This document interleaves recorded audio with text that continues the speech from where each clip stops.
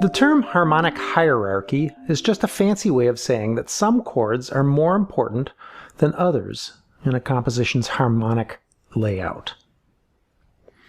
A hierarchy is just a tree of relative importance. In music, the harmonic hierarchy might look like this.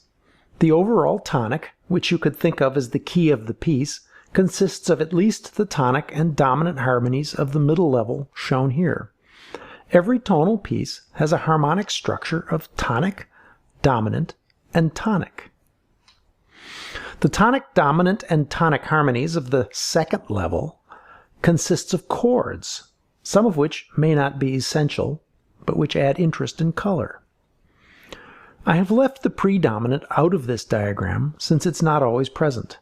It could be another harmony on the second level. Let's go back to Michael Row the Boat Ashore to make some musical sense of this.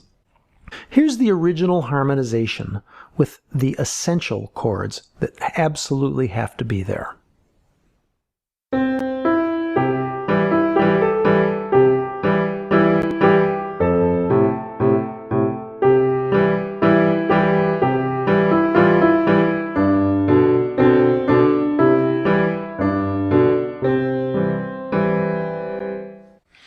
The green arrows point to two new chords that I'm going to add that make the harmonization sound better, more interesting, maybe more like what you're familiar with if you know this tune.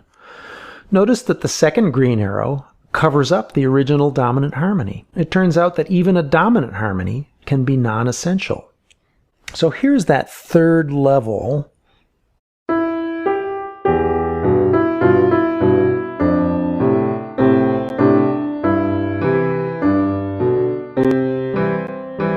Here it is again. This is a new chord. Here's another new chord. And I even spiced this dominant up a little bit.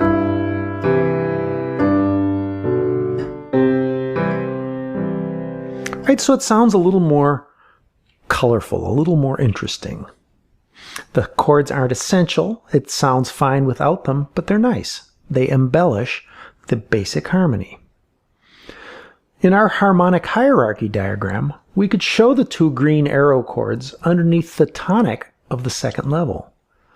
When you're learning chords on your guitar or ukulele, you don't absolutely need these chords if you're harmonizing by ear, but they add interest and richness.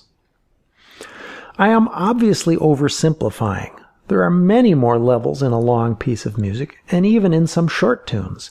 You may have noticed that Michael Row is actually more complicated than I am showing here.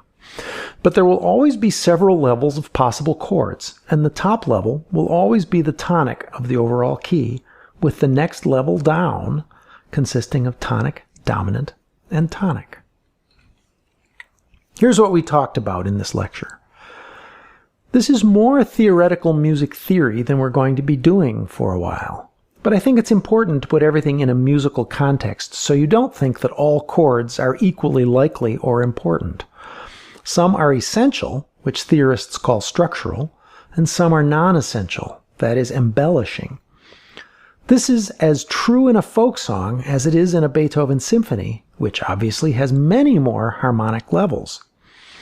Whenever you harmonize a tune by ear, you should recognize that you're doing music theory when you decide which chords to use and how often to change them.